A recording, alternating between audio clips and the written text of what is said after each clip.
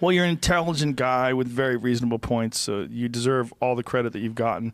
But you are also honest. Like these are your actual opinions, and this is your actual perspective. The real problem with someone like Ann Coulter or someone like many of these other people that I see out there that we don't even have to name is that they're hustlers. Yeah. They've found an in.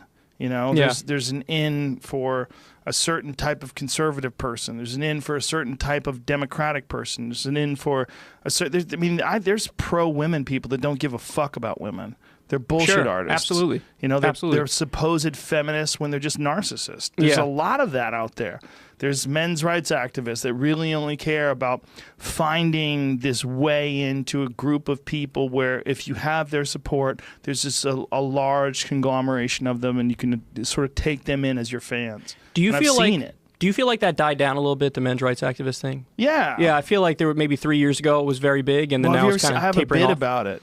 Yeah, you got a lot of shit from them, right? Didn't they? What shit? You know, having them be upset at me, I don't give a fuck. But my bit was that every men's rights activist I ever met, I just want to grab and go, dude, we got them all. Shut the fuck up. We run everything. Well, or almost everything. The whole idea is that not that I don't think men should have rights, but it's just we've got them. Yeah. And that my thing in the bit was, what if women started paying attention to the things men actually did? When they started going, hey, we just realized you guys caused all the war. Every single war ever. And like, if you imagine if women caused all the war, we'd be like, whoa, we got to kill these fucking crazy bitches. All they want to do is go to war. Like, this was in your most recent special, right? Yeah. That's great. And that's well thought out. There were some of them that were upset at me, but like that's a pretty bulletproof argument. Like the only men's rights argument that's legitimate is divorce laws. Sure, I agree with that. And when it comes to alimony, and when it comes to child support, and when it comes to child custody. Yeah, I actually totally agree with that. There are men that get fucked over, and I know guys that have gotten fucked over in that regard. And you know what? Courts tend to side towards the mother, and if the mother's deceptive, and if the mother is, you know, they'll say something like he beats the kids, or I think he might have done something sexual to the kids. And these women have done horrible things like that, and they've done that to get more money, or they've done that to get custody, or they've done that for spite.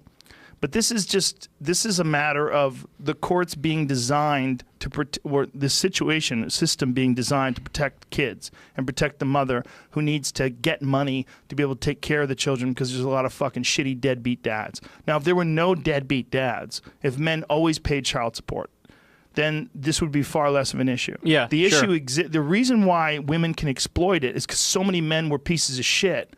Sure. It created this need for some sort of some sort of law that's set, something that's set to protect children and to protect women with that get custody. Yeah, and now it looks like with the divorce issue and everything, the pendulum swung a little too far in the other direction, and there's like this default setting, which is actually not too good for the guy. No, I know the guy you're talking about, too, because I saw that podcast a long time ago. I think it was one of the people you work with on news radio or something. Right? That's just one of them. That's just one of them. I know many people that have been fucked over by divorce.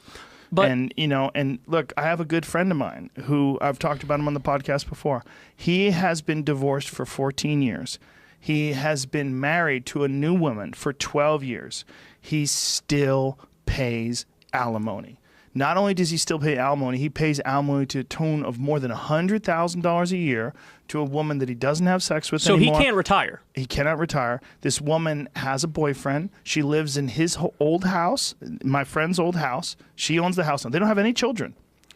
This is the idea that he fucked her so hard she can't work again. Like, she's not 80 years old, man. I mean, she's now in her 50s. That's almost like indentured servitude. It's fucking insane. Like, you have to give me $100,000 for life. He's giving, well, it's tapered down to, like, I think it's now like $150,000 a year. But at one point, he was paying her $250,000 a year, and he's paid her that for 14 fucking years now. 14 years. He's been married to a new woman for 12. He has a family. He has a family, and he has to send money to this lady he doesn't talk to anymore. Like, she can't move on with her life. And if he doesn't, he gets locked up. If he doesn't, he goes to jail. Yeah. I mean, and he's trying to go to court, and she fights it, and she lives with her boyfriend, and when they send people over to check, the boyfriend puts his stuff in a fucking U-Haul, drives around the block, waits, and then comes back. So what if, let's say he loses his job and he can't find another job for whatever reason, and he's fucked. He just owes the money no matter what, and there's you can't go back in front of a court and they can take it down or whatever. No, that's a good question. I mean, you'd have to go to court, and a judge would have to agree, but he's a successful man. That's part of the problem, is he's not going to be a loser. He's an ambitious guy. He does really well. He works very hard. He works 10, 12 hours every day, and he has forever. And he's good. He's smart. He's good at his job.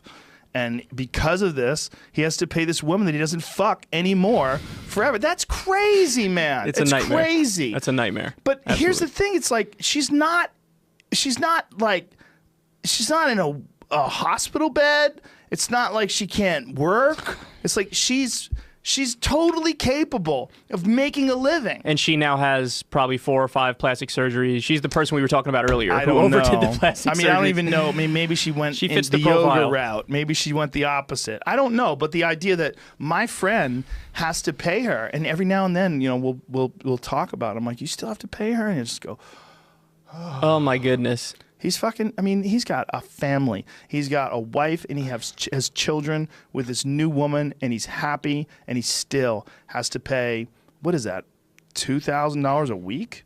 $2,000 plus a week. That's just an absolute nightmare. It's hilarious. So here's a check for $2,000. Lady I don't even know anymore.